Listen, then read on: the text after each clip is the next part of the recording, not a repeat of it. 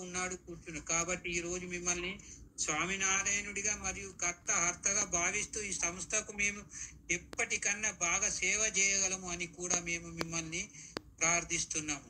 స్వామి అందరికీ కావాల్సిన ఆశీస్సులు నవ్వుతూ ఆనందంగా ఉండే ముఖంతో అందించారు.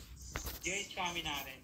ఈ రకం ప్రముఖ స్వామి మహాన్ స్వామీజీ లాగా మనం కూడా ఎంతో ఆచరణాత్మక విలువను తెలుసుకుంటూ ఈ విధంగా జీవించాలని, ఈ విధంగా మనం ప్రశ్నిస్తారాలని తెలుసుకోవడం జరుగుతుంది. జై స్వామినారాయణ. జై స్వామినారాయణ. ఈరోజు నెక్స్ట్ టాపిక్ మనకి ప్రవచనము. ఆ ప్రవచనం అనేది అంతర్దృష్టి మీద మనకి సీనియర్ పరంభావదేవులు నరసింహరావు గారు హైదరాబాద్ నుంచి జాయిన్ అయ్యారు. శ్రీ నరసింహరావు గారు. జై స్వామినారాయణ. స్వామినారాయణ సాక్షాత్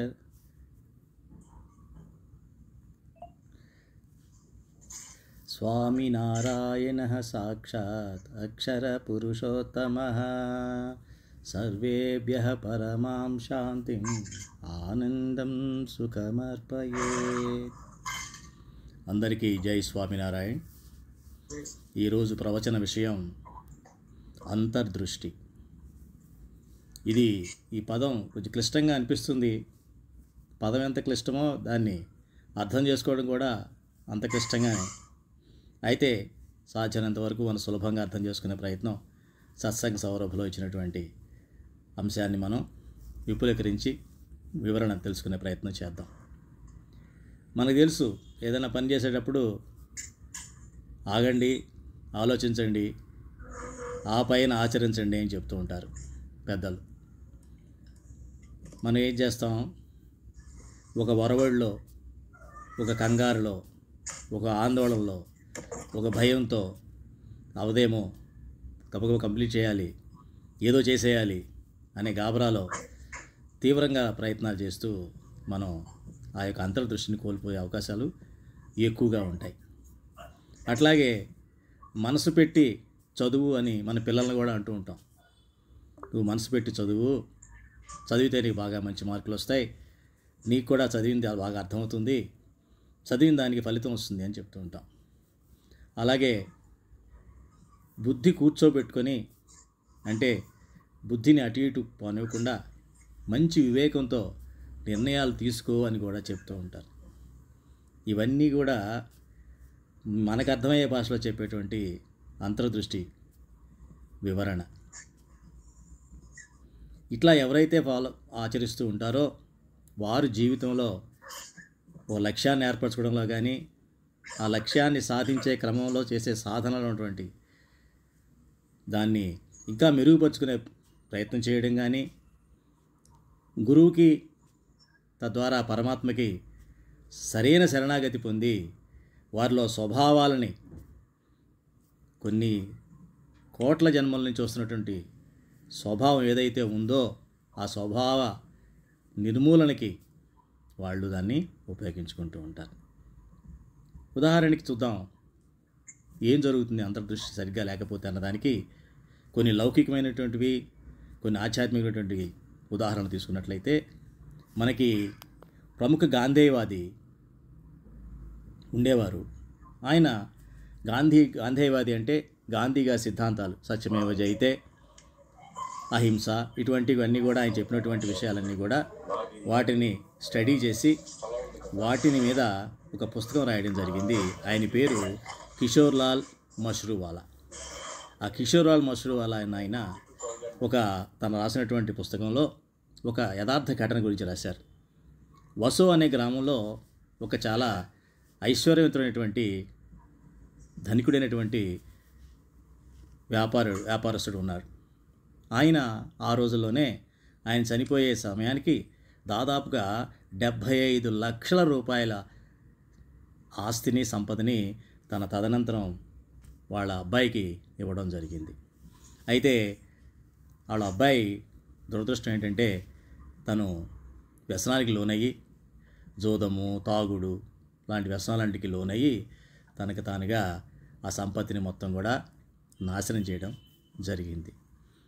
ఏ స్థితికి వెళ్ళాడయ్యా అతను అంటే, చివరికి ఒక 700 రూపాయల దగ్గర జోదంలో అవసరమయ్యి తన భార్యను కూడా అమ్మేశాడు. అటువంటి దుస్థితికి దిగజారడం జరిగింది. ఇంకా ఆ దుస్థితి తర్వాత అతని పరిస్థితి చివరికి ఏమైందయ్యా అంత్యకాలంలో అంటే, అతను బరోడాలో ఒక ప్రసిద్ధమైనటువంటి హోటల్లో సుర్సాగర్ అనే హోటల్ ఉంది. ఆ సుర్సాగర్ హోటల్లో అంట్లు తోమే పని చేసుకుంటూ అక్కడ ఉన్న ఫుట్పాత్ మీదే ప్రాణాలని వదిలాడు. అటువంటి దుస్థితి వచ్చింది. ఏమిటి, మనకు అన్నీ ఉన్నాయి, తనకు లేనిదంటూ లేదు. ఆ రోజుల్లో 75 లక్షల సంపద అంటే మాటలు కాదు. అయినా కూడా మరి విపరీతమైన బాహ్య దృష్టితో వెళ్ళిపోయి సుఖలోలుడై విషయాలకి బానిసైపోయి అంతర్దృష్టి పూర్తిగా లోపించి తను ఈ రకంగా పతనమయ్యాడు. అంటే అంతర్దృష్టి లేనివాడికి కళ్ళు ఉన్నా లేనట్టే అని మనం భావించాలి. ఇట్లాగే ఎందుకు జరుగుతుంది ఇలాగా అంటే, అంతర్దృష్టి లేనివాడికి యుక్త అయుక్త విచక్షణ ఉండదు, మంచి చెడు తెలియవు. ఆ వివేచనని వాళ్ళు కోల్పోతారు. కోల్పోయి ఏ స్థితిలోకి వెళ్తారంటే, తను నమ్మినటువంటి భగవంతుడు కానీ, భగవంతుడు అఖండంగా నిలిచినటువంటి సత్పురుష గురువు కానీ ఒకవేళ తనలో స్వభావాల గురించి వాటి సరిదిద్దుకోవాల్సిందిగా కనుక వాళ్ళు మందలించినట్లయితే వారినే వదిలేస్తారు తప్ప వారు మటుకు వాళ్ళ స్వభావాల్ని మార్చుకోరు. అంతర్దృష్టి లేని వారి పరిస్థితి ఈ రకంగా ఉంటుంది. అంటే కాపాడేవాడు వచ్చినా కూడా వాళ్ళు తనను తాను రక్షించుకోలేనిటువంటి పరిస్థితిలోకి దిగజారిపోతారన్నమాట.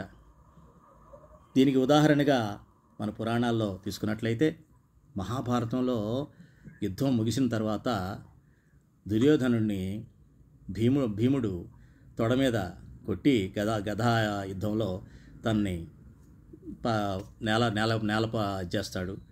చనిపోయే టైంలో శ్రీకృష్ణ పరమాత్మకి వచ్చి నిలబడితే, ఏం దుర్యోధన చెప్పింది వినలేదు కదా అంటే, అప్పుడు దుర్యోధనుడు ఇంకా తన స్వభావాన్ని మార్చుకోకుండా మూర్ఖంగా, అంటే అంతర్దృష్టి ఏమాత్రం ఆ టైంలో కూడా, చనిపోయే టైంలో కూడా తనలో అంత అవలోకనం చేసుకోకుండా లోపల తను ఒక మాట అంటాడు, నేనంతా రాజుగా బాగానే చేశాను, రాజుగా యుద్ధం చేశాను, నన్ను నువ్వు మోసంతో గెలిచావు, నువ్వు మోసగాడివి అని భగవంతుణ్ణే తను నింద వేసి ఇంకా పైన ఏమని చెప్తాడంటే, నేను వీరమరణం పొందుతున్నాను కూడా అంటాడు. అంటే దీన్ని మూర్ఖత్వం అనాలా?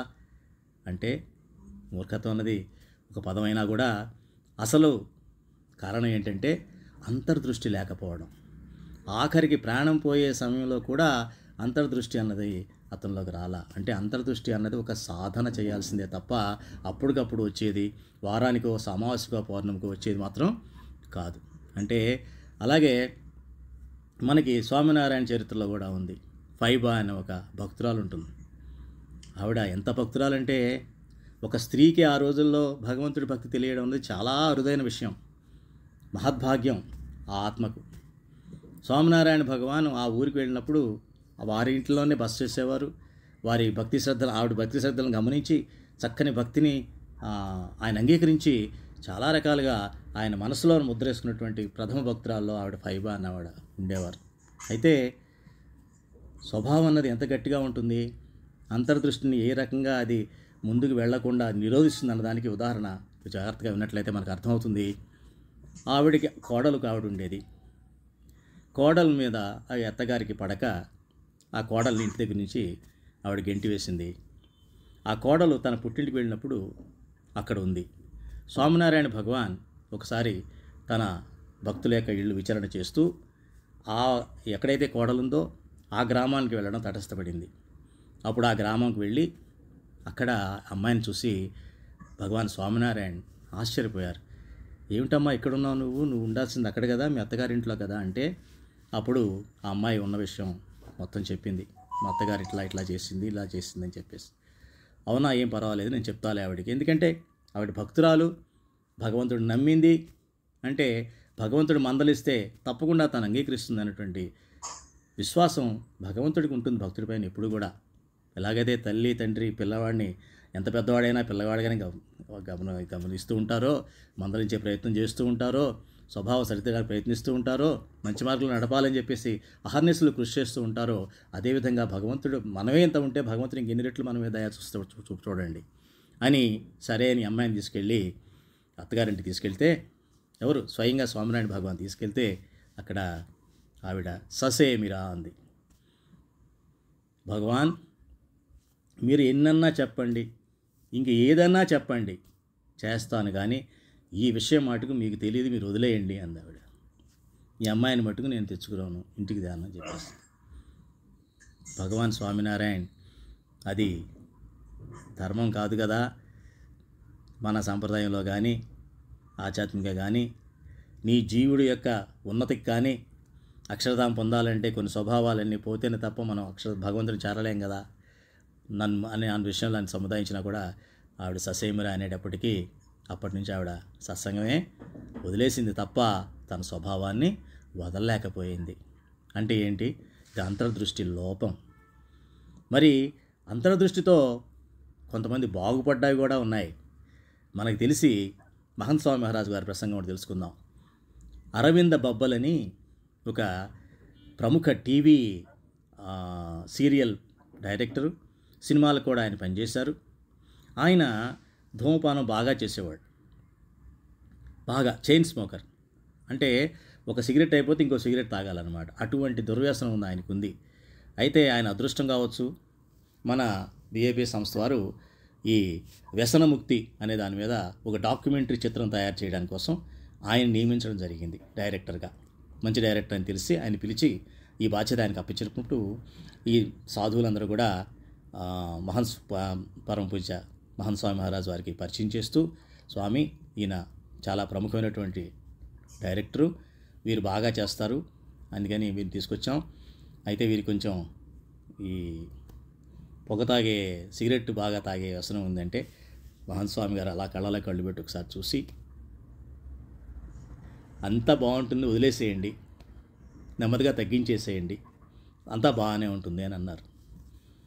అంతే, అంతకనే వల్ల అక్కడి నుంచి ఆయన ఎంత పొగ తాగేవాడంటే, ఒకసారి షూటింగ్ కోసం యూరోప్ వెళ్ళాల్సి వచ్చినప్పుడు ఆయన డైరెక్ట్ ఫ్లైటు 4 hours 4 గంటల ప్రయాణం అయితే, ఈ 4 గంటలు ఫ్లైట్లో సిగరెట్ స్మోక్ చేయకూడదు కదా, ఆయన ఆగలేడు.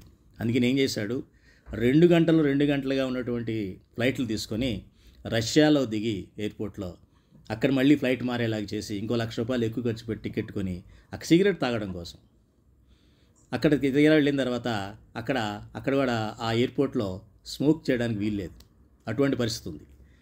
ఇదేమిటో అనుకొని సరే అయితే అయిందని చెప్పి ఆ టాయిలెట్లోకి వెళ్ళి అక్కడ సిగరెట్ కాల్చేలాగా కాల్చుకుందాం, ఇక ఫైన్ వేస్తే వేసారులే, ఫైన్ వేస్తే అదొక మళ్ళీ $50,000 ఎంతో కొంత కట్టేయాలి. అయితే అయిందని చెప్పేసి పట్టుబడితే కదా, పట్టుబడి చూద్దామని చెప్పేసి అక్కడికి వెళ్ళి సిగరెట్ తాగినటువంటి వ్యక్తి. అటువంటి ఆయన మహంత్ స్వామి మహారాజు వారి కృపాదృష్టి పడి ఆయనతో ఒక్కసారి మాట్లాడిన తర్వాత అంతా బాగుంటుంది, మీరు తగ్గించండి అనగానే అది ఆయన మీద మంచి ప్రభావం కలిగి ఆయన ధూమపానాన్ని మానేశారు. ఇక్కడ ఏం జరిగింది, ఇక్కడ అంతర్దృష్టి పనిచేయడం ప్రారంభించింది. అంత వ్యసనపరుడై కూడా అంతర్దృష్టి పనిచేయడం, అది మన గురుకృప వలన జరుగుతాయి కొన్ని స్వభావాలు. అందుకని ఆ గురువుగారి స్వభావం ఎప్పుడైతే ఆయన దృష్టి పడిందో ఆయన మారడం జరిగింది. అంటే అంతా బాగుంటుందన్న మాసం ఎక్కడ జరిగింది, ఆయన వ్యసనపరుడు ఎందుకు అయ్యి ఉంటాడు, టెన్షన్ మూలానో ఏదో ఆలోచనలు ఎక్కువయ్యో వ్యసనపరులు అవుతారు ఎవరైనా సరే. కానీ ఆ టెన్షన్ తగ్గాలంటే ఈ వ్యసనంతోనే తగ్గుతుందని నేను ఒక నిర్ణయం తీసేసుకుంటారు వాళ్ళు. అప్పుడు ఎప్పుడైతే మా సత్పురుష గురువులు మనకు చెప్తారో అంతా బాగానే ఉంటుంది వదిలేయండి అంటే నీది వదిలేసినా కూడా బాగానే ఉంటుంది అన్నమాట అన్న విషయం అలా దృఢపడుతుంది మన మైండ్లో. అంటే స్వభావం ఆటోమేటిక్గా పోతుంది, అంతర్దృష్టి ఏ రకంగా పనిచేస్తుంది అనమాట. అందుకని మన స్వభావాలు పోగొట్టుకోవడంలో అంతర్దృష్టి యొక్క సహాయం తీసుకుంటూ దాన్ని ఇంప్రూవ్ చేసుకోవడం కోసం మనం గురువుల్ని ఆశ్రయించాలి. ఒకసారి ప్రముఖ స్వామి మహారాజు గారు 1996లో అందుకనే ఒక సత్సంగ శిబిర్ జరిగినప్పుడు, ట్రైనింగ్ శిబిర్ జరిగితే అక్కడ ఏం చేశారంటే ఒకటే చెప్పారు. ఏమన్నారంటే, ఏ రోజైతే నేను సత్సంగంలో ఉన్నాను కదా, నాకు అన్నీ తెలుసు, నేను ఇంకా చేస్తాను, నేను ఏం చేస్తున్నా అన్నీ తెలిసి చేస్తున్నానన్న ఒక ఫీలింగ్ మీకు ఉంటుందో, అక్కడ సత్సంగం ఉంటుంది, అలాగే ఉంటుంది, మీరు వెళ్తూనే ఉంటారు, వస్తూనే ఉంటారు, అన్నీ అవుతుంటాయి. కానీ మనలో ఆ అంతర్దృష్టి లోపించి మన స్వభావం మటుకు పోదు అని చెప్పారనమాట. అలాగే అంటే ఏంటనమాట, ఈ అంతర్దృష్టి అన్నదాన్ని మనం ఆధ్యాత్మిక మార్గంలో చాలా జాగ్రత్తగా ఆచరించాల్సినటువంటి అవసరం ఉంది. మరి అంతర్దృష్టి అందరికీ రాకపోవడానికి, సత్సంగంలో ఉన్నా కూడా రాకపోవడానికి, అలాగే మామూలు మనుషులకి ఎందుకని ఏమిటి కారణం అంటే 4 రకాలైన విఘ్నాలు చెప్పబడ్డాయి ఇక్కడ. 4 రకాలైనటువంటి విఘ్నాలు. అందులో ఏమిటయ్యా? ఒకటి అంటే స్త్రీ, రెండోది ద్రవ్యం అంటే మనీగా ధనం అన్నమాట, మూడోది ఈ లోకం యొక్క మహత్వం. మనం ఏదైతే భౌతిక ప్రపంచంలో ఉన్నామో ఈ ప్రపంచమే చాలా మహిమాన్వితంగా కనిపిస్తుంది, అందంగా కనిపిస్తుంది, ఐశ్వర్యంగా కనిపిస్తుంది, ఆనందంగా కనిపిస్తుంది. అవన్నీ ఈ లోకంలోనే కనిపిస్తాయి. ఈ భగవంతుడి మహిమ అన్నది ఎప్పుడూ రుచి చూసే అవకాశం ఆ మైండ్కి రాదు. ఇక 4వది పని మీదే మన దృష్టి ఉన్నట్లయితే అంతర్దృష్టి లోపిస్తుంది. ఉదాహరణకి స్త్రీ వలన పతనమైనటువంటి మహాపురుషులు మనకు తెలుసు. సౌబరి మహర్షి గురించి మనకు తెలుసు. పరాశరుడు సౌబరి మహర్షి గురించి మనకు తెలుసు కదా. ఆయన 60,000 సంవత్సరాలు తపస్సు చేసిన ఆయన కూడా ఒకసారి నదిలో ఆయన తపస్సు చేస్తూ అర్ఘ్యం వదులుతూ ఉంటే అక్కడ చేపలో చేసినట్టు కామక్రీడ చూసి ఆయన మనసు భ్రమించి ఆయన దారి తప్పుతాడు. అలాగే పరాశరుడి సంగతి మనకు తెలుసు. పరాశర మహర్షి అంటే మన వ్యాసుడి యొక్క తండ్రి. మరి ఆయన కూడా అంతే కదా, మత్స్యగంధిని పెళ్లి చేసుకోవాల్సి వచ్చింది. అట్లాగే విశ్వామిత్రుడు మేనకా కథ మనకు తెలుసు. అలాగే నారదుడు కూడా ఒక్కోసారి ఇలాగే ఇబ్బంది పడ్డాడు. అంటే స్త్రీ వలన కూడా అంతర్దృష్టి లోపించి బాహ్య దృష్టికి బలం పెరిగిపోతుంది. వాళ్ళు ఎంత తపస్సు చేసినా, వాళ్ళు ఎంత గొప్పవాళ్ళైనా, వాళ్ళ అంతర్దృష్టి నాలో ఎక్కువగా ఉంది అని వాళ్ళు అనుకుంటూ ఉంటారు. కానీ అటువంటి సిచ్యుయేషన్ వచ్చినప్పుడు బాహ్య దృష్టి బలం అయిపోయి బలం ఎక్కడున్నదో అర్థమైపోతుంది, ఆ రకంగా పతనం అవుతుంది. కాబట్టి స్త్రీ పురుష మర్యాద సరిగ్గా మనం ఆచరించాలన్న విషయం మన సంప్రదాయంలో మనకు చెప్పడం జరిగింది. అందుకనే భగవాన్ స్వామినారాయణ మనకు చాలా మూలసూత్రంగా చెప్పడం జరిగింది. అలాగే ధనం దగ్గరికి వచ్చేటప్పటికి ధనమూలం మితం జగత్ అని మనం అందరం చూస్తూనే ఉన్నాం. పైసామే పరమాత్మ అంటారు, కానీ పరమాత్మమే పైసా అనే అవకాశం లేకుండా అయిపోయింది. దీనికి చిన్న ఉదాహరణ కూడా భగవాన్ స్వామినారాయణ సమయంలోనే ఆయన అహ్మదాబాద్లో కాలూపూర్లో నరనారాయణ మందిరం కట్టించినప్పుడు అక్కడ గోపీభట్ అనే ఆయన్ని అక్కడ పూజారిగా నియమిస్తే కొఠారిగా ఆయన ఏం చేశారంటే వచ్చిన డబ్బులన్నీ తీసేసుకోవడం, ఏమైనా ధాన్యం ఏమన్నా దానం కింద వస్తే అవన్నీ కూడా బయట అమ్మేసుకోవడం, ఈ రకంగా చేయడం మొదలుపెట్టారు. తర్వాత ఆయన తప్పించారు, అది వేరే విషయం అనుకోండి. అంటే ఏంటనమాట, భగవంతుడు భక్తుడైనప్పటికీ కూడా పైన కామం చూసాం, స్త్రీ విషయంలో కామం, ఇక్కడ లోభం, డబ్బు చూడంగానే మన లోభబుద్ధి బయటకు వచ్చేస్తుంది. అట్లాగే తర్వాత మనం ఏం చేస్తాము, ఈ లోకం యొక్క మహత్వం చూస్తాం. అంటే ఈ లోకంలో గుర్తింపు కావాలి, నాకు ఇక్కడ 10 మందిలో గుర్తింపు కావాలి, లేకపోతే అక్కడ ఉన్న సాధువుల్లో నాకు గుర్తింపు కావాలి. ఈ గుర్తింపు కోసం తాపత్రయపడుతూ ఉంటాం. దానికి కారణం ఏంటి? గుర్తింపు ముఖ్యంగానే నాకు నాలో ఉన్నటువంటి స్వభావం పోవడం కాదు, నాలో ఉన్నటువంటి అంతర్దృష్టి పెరగాలి. అంతర్దృష్టి పెరిగి తద్వారా భగవాన్ స్వామినారాయణ అంతర్దృష్టిని ఏం చెప్పారు ఇప్పుడు చెప్తాను. ఇది అయిన తర్వాత వచనామృతులకు చాలా చక్కగా చెప్పారు. అంతర్దృష్టి అంటే ఏంటి ఒక ముక్కలో చెప్పారు భగవాన్ స్వామినారాయణ. అది కూడా మాట్లాడుకుందాం ప్రస్తుతం అయిన తర్వాత. అంటే మనలో ఉన్నటువంటి ఆ మహత్వం, అంటే ఈ లోకంలోనే నాకు మంచి గుర్తింపు రావాలి, మంచి పేరు రావాలి, నాకే రావాలి అన్న ఫీలింగ్ ఎవరికైతే ఉంటుందో వాళ్ళు అంతర్దృష్టి లోపించినట్టుగా మనం భావించాలి. దానికి ఉదాహరణగా ఇక్కడ ఏమి ఇచ్చారంటే మహమ్మద్ అలీ జిన్నా గారు మనందరికీ తెలుసు, పాకిస్తాన్ను అలా ఏర్పడడానికి మూల కారణమైనటువంటి వాడు. ఆయన కూడా లండన్లో బారిస్టర్ చేశాడు, చాలా మంచి పేరున్నవాడు. ఆ రోజుల్లో పాకిస్తాన్ నుంచి బారిస్టర్గా లండన్ తెచ్చుకున్నటువంటి మా ఏకైక వ్యక్తి ఈయనే. అయితే ఆయన మళ్ళీ ఇండియాకు వచ్చాడు, బాగానే ఉంది. అయితే ఈ మన కాంగ్రెస్లోనూ ఈ ఫ్రీడమ్ మూమెంట్లోనూ కూడా ఈ యొక్క జిన్నా మహాత్మా గాంధీ యొక్క ప్రాముఖ్యత బాగా పెరిగిపోతుందని తెలిసి ఆయన ఇంకా నాకు కావాలి కానీ పేరు ఆయనకి ఎట్లా వస్తుందని చెప్పేసి ఈయన ముస్లిం లీగ్ ఏర్పాటు చేయడం జరిగింది.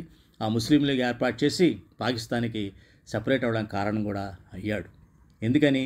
తనకే గుర్తింపు కావాలి, తనకే బాగా ఇది ఉండాలని చెప్పేసేటువంటి ఇదన్నమాట.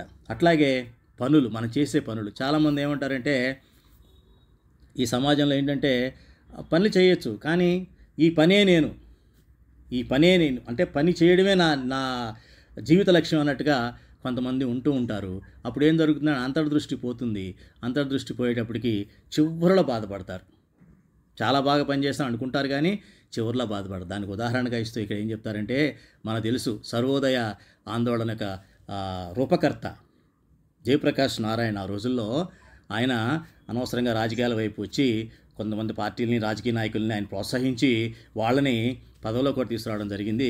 కొంతమంది మా వయసు ఉన్న వాళ్ళకి తెలుస్తుంది ఇవన్నీ కూడా. అప్పుడు ఆ తర్వాత ఆయన బాధపడ్డాడు.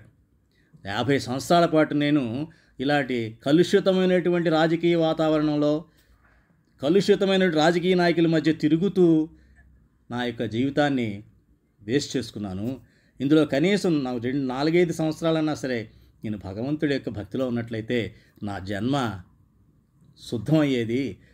2-3 రాబోయే జన్మలు కూడా నాకు అన్నీ కూడా మంచిగా ఉండేవి అని బాధపడ్డాడండి. అలాగే మైకెలాంజెలో అనేటువంటి శిల్పకారుడు, ఆయన కూడా చివరిలో బాధపడ్డాడు. ఏమంటాడంటే, I regret that I have not done enough for salvation of my soul. నా పేరు గుర్తింపు కోసం నాకు వచ్చిన ఆర్ట్ ఏదైతే శిల్పాలు చెక్కడం అనే ఆర్ట్ ఉందో కళని దాని మీద బాగా పెట్టేశాను, కానీ గుర్తింపు కోసం, డబ్బుల కోసం నా యొక్క ఆత్మ కళ్యాణానికి కనీసం నేను 2-3 సంవత్సరాలు కూడా పెట్టలేదు అని చివరిలో బాధపడ్డాడు. అంటే ఏంటంటే, పనే ముఖ్యంగా పెట్టుకున్న వాళ్ళు కార్యసూర్యుడు అని పేరు పెట్టుకొని వర్క్ ఈజ్ వర్షిప్ అని ఏదో రకరకాలుగా అనుకుంటూ వారి యొక్క ఆత్మ కళ్యాణానికి వాళ్ళు ఏమీ కృషి చెయ్యరు. అంటే ఇదే విషయాన్ని భగవాన్ స్వామినారాయణ వచనామృత 8వ వచనామృతంలో ప్రథమ ప్రకరణం 8వ వచనామృతంలో చెప్తారు. అసలు అంతర్దృష్టి అంటే ఏంటంటే, బయటకు చూసినా లోపల చూసినా భగవంతుడిని మాత్రమే చూడగలిగేదాన్ని అంతర్దృష్టి అంటారు. మాయను చూస్తే అది అంతర్దృష్టి కాదు అని. అంటే బాహ్యంగాను లోపల కూడా భగవంతుడిని మాత్రమే చూడగలగాలి. అంటే ఏంటి, బాహ్యంగా దేవాలయంకి వెళ్ళినప్పుడు అక్కడ ఉన్నది విగ్రహం కాదు, పరమాత్మ స్వయంగా అక్కడ చిరునవ్వులు చిందిస్తూ ఉన్నారు, నిలబడి ఉన్నారు, వారికి నేను విన్నవించుకుంటున్నాను అనే బంధం ఉండడం అన్నది బాహ్య దృష్టి. అంతర్దృష్టిలో ప్రతి క్షణం కూడా మన ఆత్మ పరమాత్మకు శరీరము. ఈ శరీరం ఎలాగైతే నా ఆత్మకు శరీరమో, నా ఆత్మ పరమాత్మకు శరీరం అయి ఉంది, నాలో పరమాత్మ ఎప్పుడు కూడా నిలబై ఉన్నారనేటువంటి అంతర్దృష్టితో మనం ఉన్నట్లయితే ఆ వివేకము, ఆ వివేచన వస్తుంది. సత్పురుష గురువులు మనకు ఎప్పుడైనా మంచి చెప్పినప్పుడు సరిగ్గా అందుతుంది, అందాల్సిన పద్ధతిలో అందుతుంది. మధ్యలో ఈ స్వభావం అనేది అడ్డు రాదు. ఒకవేళ అది అడ్డొస్తే అది పరావర్తనం చెంది ఇంకోలా కనిపిస్తూ ఉంటుంది. మనకి గురువుకు చెప్పినా మనకు వినిపించేది ఒకటి వినిపిస్తుంది, అర్థమయ్యేది ఇంకోలా వినిపిస్తుంది. దానికి కారణం మనలో ఉన్నటువంటి కరడుగట్టిన స్వభావం. అది పోవాలన్నా కూడా సత్పురుషుడు ఎలా మన యొక్క ప్రేమ ఇవన్నీ సరిగ్గా ఉండాలి. కాబట్టి ఈ 4 విఘ్నాలను కనుక మనం అధిగమించగలిగితే అప్పుడు మన యొక్క ఈ అంతర్దృష్టిని అలవర్చుకునే సాధనగా మనం వీటిని తీసుకోవాలి. ఇప్పుడు మరి అంతర్దృష్టి మరి ఓన్లీ ఆధ్యాత్మికంగానేనా? కాదు, లౌకికంగా కూడా చూసినట్లయితే అది మనలో గొప్పతనాన్ని, మనలో ఉన్నటువంటి సమర్థతని బయటికి తీసుకొచ్చి మనకున్న లక్ష్యాన్ని చేరేలా చేస్తుంది. మనందరం చేసే పని అదే. ప్రతి నెల టెస్టులు పెడతారు పిల్లలకి స్కూల్లో. చివరిలో సంవత్సరం చివరి పెట్టచ్చుగా? పెట్టరు. ఎందుకని? అంతర్దృష్టి కోసమే. అంటే అరే ఇందులో మార్కులు తక్కువ వచ్చాయే ఎందుకు అని కాసేపు ఆగుతాడు, ఆలోచిస్తాడు, ఎక్కడ వీక్ ఉన్నాడో తెలుస్తాడు, అక్కడ ఎంత టైం పెట్టాలో తెలుస్తుంది, ఇంకా టైం ఎక్కువ పెట్టాలా తక్కువ పెట్టాలా తెలియకపోతే ఎవరిని అడగాలి, ఇవన్నీ అంతర్దృష్టి కిందే వస్తాయి. అలా లౌకికంగా కూడా మనం ముందుకు ప్రగతి సాధించాలంటే మనం ఇప్పుడు కూడా అంతర్దృష్టితోనే మనం ఉండాలి. అంటే ఏకాగ్రత కావచ్చు, వివేచన కావచ్చు, అవలోకన కావచ్చు, అవన్నీ కూడా మనం అన్ని అంతర్దృష్టిలో భాగాల కిందే వస్తాయి. అలాగే మనకి ఎట్లా అంటే కొఠారి స్వామి అని ముంబైకి ఉండేవారు. ఆయన ఎస్ఎస్సి 10th క్లాస్లో 300 మార్కులకి 295 మార్కులు వచ్చాయి. ఒక 2 మార్కులు తగ్గాయని కూడా ఆయన ఏమనుకున్నారంటే, 2 మార్కులు కూడా ఎందుకు తగ్గాయి, నేను బాగానే కష్టపడ్డాను కదా, నేను ఇంకా ఏకాగ్ర చిత్తంతో మనసు పెట్టి చదివాను, అన్నీ చేశాను అని అనుకున్నారు ఆయన. ఎందుకని? అంతర్దృష్టి అన్నది ఎక్కడా మన తృప్తి చెందకూడదు. అంతర్దృష్టి అన్నది కొనసాగింపుగా ఉండాలి. కానీ దీనికి అంతర్దృష్టి చేశాను లేక చాలు, తర్వాత బాహ్య దృష్టికి వెళ్ళిపోతాం, 90% బాహ్య దృష్టి 10% అంతర్దృష్టి అని మనకి పనిచేయదు. ఆయన అలా అనుకొని ఇంకా ఆయన సమర్థతని పెంచుకున్నాడు కాబట్టి ఆయనకి విజేఐటి అనేటువంటి ప్రసిద్ధమైనటువంటి విద్యాలయంలో ఆయనకి ఇంజనీరింగ్ సీట్ వచ్చింది. అందులో చక్కగా ఇంకా మంచి దీంతో ఆయన పాస్ అయ్యారు. ఆ తర్వాత ఈ సాధు అవడానికి కూడా సరైన అంతర్దృష్టి ఆయన మనసులో ఉండబట్టి ఆయన ప్రముఖ సాధువు అయ్యారు. ఆయన సద్గురు సంతులో ఒకళ్ళుగా ఈరోజు మనకు ముందు వారి మార్గదర్శనం మనకి అందుతూ ఉంది. అంటే సఫలతని పొందాలంటే ఏకాగ్ర దృష్టి, అదే అంతర్దృష్టి అన్నది క్షణక్షణం వల్ల ఉండాలి, కానీ ఎప్పుడో అప్పుడు వాడే వస్తువు అది కాదు. అలాగే ఇప్పుడు ఆధ్యాత్మికంగా మనకి ప్రగతి కావాలంటే మన భగవాన్ స్వామినారాయణ ఇందాక నేను చెప్పినట్లుగా ఆ గదడ ప్రథమ 6వ వచనామృతం ఇలా చెప్తారన్నమాట. అంటే మన సత్సంగంలో వివేకవంతుడైన ముముక్షు ఎవరయ్యా అంటే వాళ్ళు ప్రతిరోజు కూడా, ప్రతి క్షణము కూడా వారిలో ఉన్న అవగుణాలని చూస్తూనే ఉంటారు, దాన్ని సరిదిద్దుకుంటూ ఉంటారు. అంతేగాని ఎదుటి వాళ్ళ అవగుణాలు చూస్తూ ఉండేది బాహ్య దృష్టి, తనలోనే అవగుణాలను చూసుకుంటూ సరిదిద్దుకునేది అంతర్దృష్టి అని పరమాత్మ మనకి చెప్పడం జరిగింది. అప్పుడు మనలోనే అవగుణాలు చూస్తాడు, అటువంటి వివేకమైనటువంటి సత్సంగి ఎదుటి వాళ్ళలో ఉన్నటువంటి గుణాలను చూస్తాడు అనే విషయం కూడా మనకి చాలా చక్కని సిద్ధాంతం చెప్పారు. ఈ సిద్ధాంతం మనం ఫాలో అయినట్లయితే చాలు. అందుకనే ఇవన్నీ కూడా ఒకసారి యోగిజీ మహారాజు ఆ ఆజ్ఞతో ఏమైందంటే ప్రముఖ స్వామి మహారాజు, మహన్ స్వామి మహారాజు వారికి వాళ్ళ ప్రసన్నత ప్రాప్తి చేయడం కోసం, యోగిజీ మహారాజు ప్రసన్నత కోసం చాలా కృషి చేశారు. అప్పుడు పూజ్య త్యాగవల్లభ స్వామీజీని ఒకసారి అడగడం జరిగింది.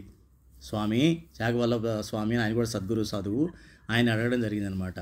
మీరు మీ రహస్యం ఏంటి, మీ యొక్క ఈ ఆధ్యాత్మిక ప్రగతికి మీ రహస్యం అని అడిగితే ఏం చెప్తారు మీరు అని అడిగితే అప్పుడు ఆయన చెప్పారు, నేను మూడు చూస్తూ ఉంటాను ప్రతిరోజు.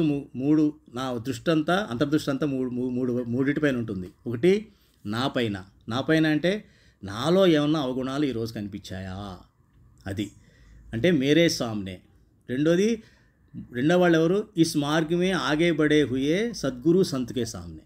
సద్గురు సంత్ మనం చెప్పుకున్నాం, పూజ్య త్యాగవల్లభ స్వామి, పూజ్య డాక్టర్ స్వామి, వీళ్ళందరూ కూడా సద్గురు సంతులు.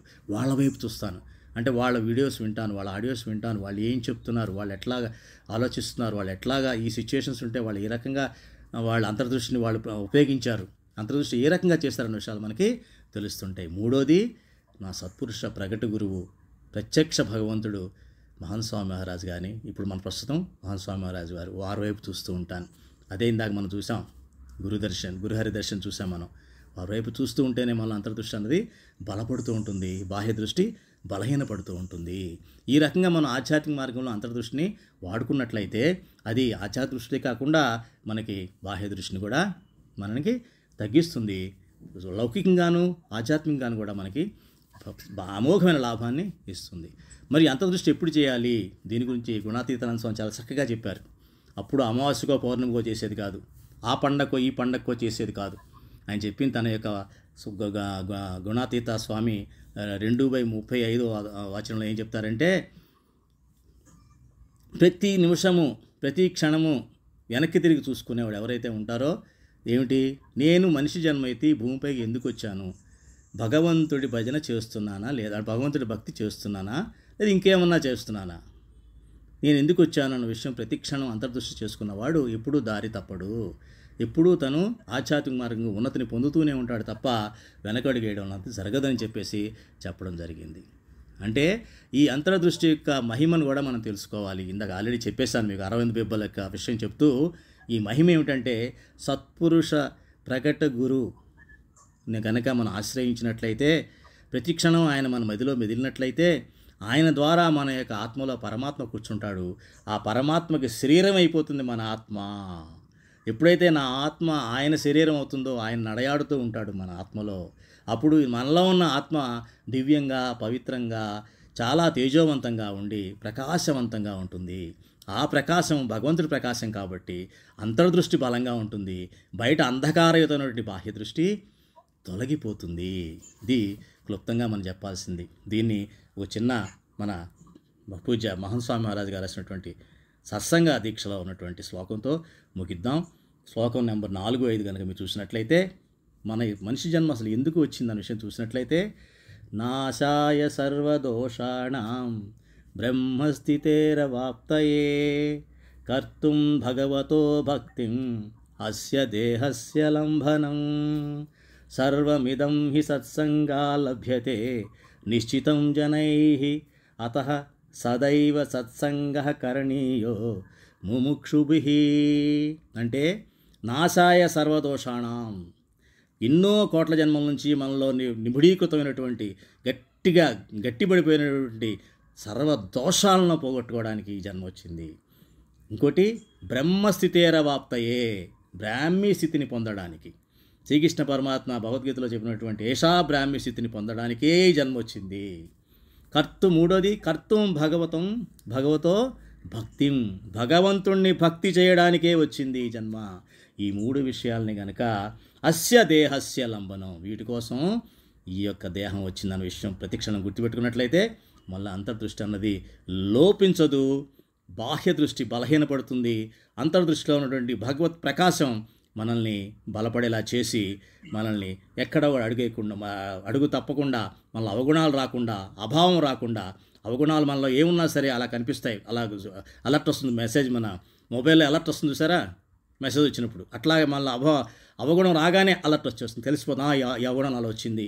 అంతే తప్ప ఎదుటి వాళ్ళ గుణాలు చూసి నేర్చుకుంటాం, మళ్ళీ అవగుణాలు తొలగిపోతాయని ఈ యొక్క అంతర్దృష్టి యొక్క వివరణ సత్సంగ సౌరవ్ ద్వారా మనం తెలుసుకోవడం ప్రయత్నం చేసి భాగ్యం కలిగించినటువంటి మన ప్రకట గురు మహాస్వామి మహారాజ్ వారికి, నాకు ఈ సత్సంగ సభలో నాకు అవకాశం ఇచ్చినటువంటి పూజ మన భవదయ వెంకటేశ్వర గారు, లక్ష్మణ్ గారు, జోగారావు గారు, వీరందరికీ కూడా, అలాగే మీరందరూ కూడా ఎవరైతే ఈ సత్సంగంలో భాగస్వాములై మీరు కూడా ఈ యొక్క శ్రవణ లాభాన్ని పొంది మీ ఆధ్యాత్మిక ఉన్నతికి ఈ అంతర్దృష్టి అనే నిచ్చెనని ఎప్పుడూ వదలకుండా పట్టుకుంటూ ఆ మెట్లెక్కుతూ ముందుకు వెళ్తాను ఆశిస్తూ ఆ స్వామినారాయణ భగవాన్ మహాస్వామి మహారాజ్ వారి చరణారు విందాలకి ప్రార్థన. జై స్వామినారాయణ.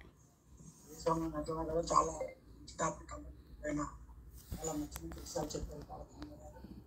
ఈ అంతర్దృష్టి పైన ఇంకేమైనా పాయింట్స్ యాడ్ చేయవలసిందిగా పరంబాబుదేవి వెంకటేశ్వర గారు అహ్మదాబాద్ నుంచి జాయిన్ అవుతున్నారు. వెంకటేశ్వర గారు.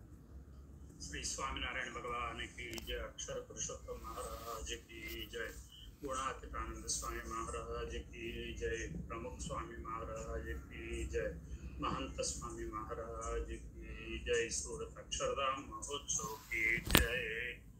మనకి పరం భగవతి నరసింహారావు గారు అంతర్దృష్టి గురించి వీడియో ఆన్ గానే ఉంది, కొంచెం మరి రావట్లేదు. అంతర్దృష్టి గురించి మనకి చాలా వివరంగా చెప్పారు. దాంట్లో ఆయన లాస్ట్లో ఏం చెప్పారంటే బ్రహ్మానంద స్వామి మహారాజ్ గారిని దర్శనం చేసుకుంటూ అదే అంతర్దృష్టి అది మనకి వివరంగా కూడా చెప్పారు. తర్వాత ప్రథమ ప్రకరణం 6వ వచనామృతం 8వ వచనామృతంలో కూడా అవివేకి మనం అవివేక ఉండాలి దాని గురించి కూడా అక్కడ కూడా ఎలా స్వామినారాయణ భగవాన్ మనం ఏ విధంగా అంతర్దృష్టి అనే దాని గురించి కూడా చెప్పారు.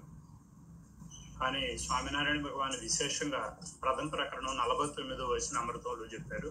అది టైటిలే అంతర్దృష్టి అనమాట దానికి. అయితే దాంట్లో బ్రహ్మానంద స్వామి అడుగుతాడు అనమాట 2 ప్రశ్నలు స్వామినారాయణ భగవాన్ని. ఫస్ట్ ప్రశ్న ఏం అడుగుతాడంటే అటు బ్రహ్మానంద స్వామి, అసలు బ్రహ్మానంద స్వామి ఎవరని అంటే మహావిద్వానుడు అనమాట. ఆ 200 సంవత్సరాల క్రితం 32 కళల్లో ప్రవీణుడు ఆయన, శీఘ్ర కవి. మనము కవులు మన తెలుగులో శ్రీకృష్ణదేవరాయ టైంలో ఆసు కవిత్వం చెప్పే కవులను పేరు వినుంటాం. అల్లసాని పెద్దన, తెనాలి రామకృష్ణ ఇలాంటి వాళ్ళని అన్నమాట. అలాగా బ్రహ్మానంద స్వామి చాలా అద్భుతమైన కవి. తర్వాత ఆయన కూడా పాడేవాడు. తర్వాత మన ఇన్స్ట్రుమెంట్స్ ఉంటాయి కదా, వాయిద్యాలు, అవి కూడా ప్లే చేసేవాడు. ఆ విధంగా అట్లా 32 మందికి చాలా మహావిద్వానుడు. ఆ టైంలో ఆయనకి బాగా రాజులు కూడా సత్కారాలు చదివారు, చేశారు. ఆయన ఈ కవిత్వాలు రాసేదానికోసంగా ఆయన రాజస్థాన్లో మౌంట్ అబూ దగ్గర సిరోహ్ అని ఒక రాజధాని ఉండేది. అక్కడ రాజు 5 సంవత్సరాలప్పుడే ఆయన ఒక కవిత్వానికి మెచ్చి ఆయన్ని పింగళ శాస్త్రం చదివేదానికి భుజ్ పంపించారు అనమాట. అప్పుడు ఈ ఏరియా మొత్తంలో భుజ్ అనేటంటే కచ్ డిస్ట్రిక్ట్ గుజరాత్లో ఉంది, పాకిస్తాన్కి బార్డర్గా ఉంటుంది. అక్కడ పింగళ శాస్త్రం చదివేదానికి ఉండేది అనమాట. 10 సంవత్సరాలు పింగళ శాస్త్రం చదివాడు. తర్వాత అక్కడ దగ్గరగానే దమడకావని ఒక గ్రామం ఉంటే అక్కడ కూడా సంగీత విద్య, తర్వాత వచ్చి నాట్యం చేయటం, ఇవి కూడా నేర్చుకున్నాడు అనమాట. ఆ విధంగా ఆయన 32 కళల్లో జబర్దస్త్ ప్రవీణుడు అనమాట. అటువంటి ఆయన ప్రశ్న అడుగుతున్నాడు. తర్వాత ఆయనకి మెచ్చి ఎన్నో బహుమతులు ఇచ్చారు, సన్మానాలు చేశారు. కొన్ని కోట్ల రూపాయలు ఉందన్నమాట ఆస్తి ఇప్పుడు కరెన్సీ ప్రకారం లెక్కేసుకుంటే. అప్పుడు గైక్వాడ్ రాజా, బరోడా మహారాజా అన్నాడు, నీకు 25 గ్రామాలు ఇస్తాం రమ్మన్నాడు. మనకంటే వాళ్ళకి పోషణ కోసం అగ్రహారాలు ఇస్తారు. ఒక అగ్రహారం ఇచ్చారంటే అంటే మీకు జస్ట్ అప్పుడు ఆ టైము ఆ అగ్రహారం ఆ ఊర్లో వచ్చే ట్యాక్స్ అంతా వాళ్ళే కలెక్ట్ చేసుకొని వాళ్ళే అనుభవించుకోరు అనమాట. మళ్ళీ ఆ రాజుకి ఇవ్వాల్సిన అవసరం ఉండదు. అలాంటి మహాకవి ఆయన భవనగర రాజా ఆయన్ని స్వామినారాయణ భగవాన్ని టెస్ట్ చేయమని పంపిస్తే మహాకవి విద్వానుడిది కాబట్టి ఆయన దర్శనం అవగానే ఈయన భగవంతుడని తెలిసి ఆయన ఆశ్రయించి సాధువు అయిపోయాడు. స్వామినారాయణ భగవాన్ ఆయన్ని సాధువు చేసి బ్రహ్మానంద స్వామి అని పేరు నామకరణం చేయడం జరిగింది. ఆయన నిరంతరం అంతర్దృష్టి చేసేవాడు అనమాట. అంటే అప్పుడు ఆయన ఒక్కడే కాదు, స్వామినారాయణ భగవాన్ 3000 మంది సాధువులు చేశారు. అప్పుడు 500 మంది పరమహంసులు ఉండారు. వాళ్ళలో అందరూ నిరంతరం అంతర్దృష్టి చేసుకునేవాడు అనమాట. వాళ్ళ సాధనలో ఏం అంతరాయం కలుగుతుంది అనే దాని గురించి వాళ్ళు అంటే ఇప్పుడు బ్రహ్మానంద స్వామి ఎలాంటి వాడు అని చెప్పేదానికోసం అనమాట. అలాంటి ఆయన ప్రశ్నలు అడుగుతున్నాడు. ఏమని అడిగాడంటే, మహారాజ్ మేము భగవంతుని దర్శనం చేసుకునే దాన్ని బట్టి ఎంతో బలవంతం చేసినా కూడాను భగవంతుని యొక్క స్వరూపం మీద మా మనసు లగ్నం అవటం లేదు. కానీ బయట ప్రపంచ విషయాలు ఎవరన్నా ఎలుగుబాతుంది అనుకో, పిల్లి బాతుంది అనుకో, టకానే చెల్లిపోద్ది. అక్కడేం ప్రయత్నం చేయటం లేదు. దీనికి కారణం ఏంటి అని అడుగుతాడు అనమాట. ప్రశ్న అడగటం చూడండి, సామాన్యంగా ఇదంతా మన అందరం కూడా వస్తుంటుంది. సభ జరుగుతుంటే మనం అటు ఇటు చూస్తుంటాము, ఎవరు వస్తున్నారో ఎవరు బిల్లు వేసారో వీటి మీద ధ్యానం ఉంటుందని అనమాట. స్వామినారాయణ భగవాన్ అన్నాడు, భగవంతుడు భక్తుడైతే బాహ్య దృష్టి అంటే బయట ప్రపంచ విషయాల మీద ఆసక్తి ఉండదు, ఒక భగవంతుడి స్వరూపం మీద ఉంటుంది. అంటే వాళ్ళు కరెక్ట్ అయిన భక్తులు కాదు. కానీ బయట ప్రపంచ విషయాల మీద ఆసక్తి ఉండేవాళ్ళు నిరంతరం వాళ్ళు సత్సంగంలో కానీ వస్తే, ఈ విధంగా సత్సంగంలో కానీ వస్తే సంత అంటే సత్పురుషుని దర్శనం చేసుకుంటారు. స్వామినారాయణ భగవాన్ ఇక్కడ సంత అనేది శబ్దం వాడతాడు అనమాట. సత్పురుషుకి ఆయన యొక్క ఉపదేశాలు వింటూ ఉంటే, ఆయన దర్శనం చేసుకుంటూ ఉంటే వాళ్ళు భక్తులు అవుతారు అని చెప్పాడు అనమాట. తర్వాత మళ్ళా ప్రశ్న, భక్తులు అవుతారు అనేది అంతవరకు చెప్పాడు. కానీ బ్రహ్మానంద స్వామి మళ్ళీ అడిగారు, మహారాజ్ ఇప్పుడు మాకు భగవంతుని యొక్క స్వరూపం మీద మా మనసు లగ్నం అవ్వాలంటే దానికి సాధనం ఏంటి అని అడుగుతాడు అని అనమాట. అప్పుడు స్వామినారాయణ భగవాన్ ఏం చెప్తాడు, చాలా అద్భుతమైన సమాధానం చెప్తాడు అనమాట. ఏంటంటే మీరు ఇప్పుడు మనం సత్సంగంలోకి వస్తున్నాం, బయట ప్రపంచ విషయాల మీద ఆసక్తి ఎక్కువగా ఉంటుందని అనమాట. అలా కాకుండా నిరంతరం భగవంతుడు మహిమ తెలుసుకుంటూ భగవంతుడి మీద ఆసక్తి ఉంటూ తర్వాత మన లోకంలో మన బాధ్యతలను స్వీకరిస్తూ అన్నిగానే చేస్తూ ఉంటే చిన్న చిన్నగా మనకి భగవంతుడి మీద లగ్నం పెరుగుతూ ఉంటుంది. కానీ సత్సంగంలోకి నిరంతరం వస్తూ సత్పురుషు ద్వారా ఆయన యొక్క ఉపదేశాన్ని వింటూ ఉంటే మనకి భగవంతుని స్వరూపం మీద ఏకాగ్రత పెరుగుతుంది అని చెప్తూ, కానీ ఆ సంత ఎవరు? ఆ సంత స్వరూపంలో ప్రత్యక్ష స్వరూపం. అప్పుడు స్వామినారాయణ భగవాన్ ఈ వచ్చిన అమృతులు ఏవారంటే, నన్ను అంటే మీరు నిరంతరం నా స్వరూపాన్ని దర్శనం చేసుకుంటే ఎవరు ఈయన? భగవాన్ స్వామినారాయణ. భగవాన్ స్వామినారాయణ అంటే ఎవరు? పూర్ణ పురుషోత్తమ నారాయణ, అక్షరధామాధిపతి, వేదాల్లో వర్ణించిన స్వరూపం. ఆయనే నాకు ప్రత్యక్షం అయ్యాడు అని నేను మహిమతోటి కానీ దర్శనం చేసుకుంటుంటే అది. ఇప్పుడు స్వామినారాయణ భగవాన్ అంతర్ధానం అయిపోయాడు, సంత స్వరూపంలో నేను ఎప్పుడు ప్రత్యక్ష దర్శనం ఇస్తుంటానని అన్నాడు. ఆ సంత స్వరూపంలో మనకి ఏ సమయంలో ఏ స్వరూపంలో స్వామినారాయణ భగవాన్ మనకి ప్రాప్తం అయ్యారో ఆ స్వరూపాన్ని నిరంతరం స్మరించుకుంటూ తర్వాత ఆయన ఇంకొక శబ్దం యాడ్ చేశారనమాట. ఆయన ఆజ్ఞలు పాటిస్తూ ఉంటే మనకి భగవంతుని యొక్క స్వరూపం మీద మన మనసు లగ్నం అవుతుంది అని స్వామినారాయణ భగవాన్ ఈ వచనామృతంలో చెప్పడం జరిగిందని అనమాట. తర్వాత ఇంకొక వచనామృతంలో ఏం చెప్పాడంటే, అంత్య ప్రకరణం 11వ వచనామృతం అన్నారు అనమాట. దాంట్లో అది ప్రముఖ స్వామి మహారాజ్కి చాలా ప్రియమైన వచనామృతం కూడా. అంటే అన్ని వచనామృతాలు ప్రియమే, కానీ మనకి ఏ విధంగా సంజడు, మనకి ఏ విధంగా మనకి అర్థం చేసుకొని ఉండాలి అనేది సత్సంగంలోకి వచ్చిన తర్వాత భగవంతుడు ప్రాప్తికి వచ్చేలాగానే స్వామినారాయణ భగవాన్ దాంట్లో ఏంటంటే రామాయణం యొక్క సారమంతా చెప్తాడని అనమాట. లక్ష్మణుడు సీతను తీసుకెళ్లి అడవుల్లో వదిలిపెట్టిన తర్వాత లక్ష్మణుడు ఏడుస్తూ ఉంటాడని అనమాట. అప్పుడు ఏడుస్తూ ఉంటే సీతాజీ అడుగుద్ది అనమాట, లక్ష్మణుడు ఎందుకు ఏడుస్తున్నావు అని. అమ్మా నువ్వు ఏడుస్తున్నావు కదా, నీవు అసలు ఏమి తప్పులు చేయలేదు, అయినా కూడాను రాముడు నీ మీద కనికరించకుండా ఏదో లోకులు అదే సాకలోడు ఏదో మాట అన్నాడని తీసుకొచ్చి నన్ను అడవిలో వదిలిపెట్టాడు, నువ్వు ఇప్పుడు నిండు కులాలు గర్భవతి అని కూడా ఆలోచించలేదు అని అంటే, అప్పుడు ఆమె ఏం చెప్తుందంటే, లక్ష్మణుడు తప్పు, రాముడు అన్నది కాదు. ఆయన ఏంటంటే ప్రజావాక్కు పాలకుడు, ఆయన ధర్మం స్థాపించడానికి వచ్చిన భగవంతుడి స్వరూపం. కానీ ఇప్పుడు నేను ఎందుకు ఏడుస్తున్నావని నువ్వు అడిగావు కదా, నేను నాకు వచ్చిన కష్టానికి కాదు కోసం కాదు నేను ఏడుస్తుంది. శ్రీరామచంద్రుడు అదే సీతకి అసలు ఏమీ తప్పు చేయలేదు, ఏమీ లేదు, పాపుణ్యాలు ఏమీ లేదు. పాపం ఆయన్ని నిర్దోషం ఆమెను తీసుకెళ్ళి నేను నిండి చూడాలని కూడా కనికరించకుండా అడవుల్లో తీసుకెళ్ళి వదిలిపెట్టానే అని ఆ బాధతో ఆయన బాధపడుతుంటాడు అని నేను ఏడుస్తున్నాను లక్ష్మణ్, అంతేగాని నాకు వచ్చిన కష్టాలు గురించి కాదు అని చెప్తాడనమాట. అదే స్వామినారాయణ భగవాన్ ఆడు చెప్తాడనమాట. మనకి ఈ లోకంలో సుఖదుఖాలు వస్తూ ఉంటాయి, వాటి గురించి ఏడవకుండా మనకు భగవంతుడు ప్రాప్తమైంది. అంటే సీతాజీకి ఎప్పుడు ఏది రామచంద్రుడు ప్రాప్తం అయ్యేలా, రామచంద్రుడు ప్రాప్తమైన ఆయన మహిమను తెలుసుకొని ఆయనకి చిన్న కష్టం వచ్చినా కూడా తన కష్టంగా భావించి ఆమె ఎట్లా ఉంటుందో ఆ విధంగా కూడా మనం ఏంటంటే ప్రపంచ కష్టాలన్నీ వదిలేసేయాలన్నమాట. సుఖ దుఃఖాలు వచ్చేసేస్తుంటే అన్ని వదిలేసేసి మనకి ప్రాప్తమైన స్వరూపం, ఇప్పుడు ప్రత్యక్ష స్వరూపం మహాస్వామి మహారాజులు భగవాన్ స్వామినారాయణ మాట నిరంతరం దర్శనం ఇస్తూ ఉంటారు. ఆయన ఆజ్ఞలు మన కర్మ వచనంతో పాటించాలి అనేది చెప్పడం జరిగింది. దీనికి విషయంగా దాని ప్రముఖ స్వామి మహారాజు కూడా అదే ఆ వచనములతో అయిపోయిన తర్వాత ఆయన ఒకసారి నిరూపణ చేస్తా చెప్తారని అన్నమాట. ఆ విధంగా మనకు కూడా ఉండాలి. అంటే ఏంటి, మనకు ప్రత్యక్షం ప్రాప్తమైన సత్పురుషుడు స్వరూపం అంటే భగవంతుడి స్వరూపం, సాధు స్వరూపంలో ఉండడం ఆయన ఆజ్ఞలు ఇస్తుంటాడో ఆ ఆజ్ఞలు పట్టిస్తుంటేనే అదే అంతర్దృష్టి. దాని యోగిజీ మహారాజు ఇంకొక విషయం ఏం చెప్తాడు ఏంటంటే, నువ్వు ప్రత్యక్షంగా నీకు దర్శనం అయి ఉన్నారు అంటే ఆయన గుజరాత్లో అమరేలి సైడ్ లో మాట్లాడే భాషలో మాట్లాడతాడు అన్నమాట. ఈ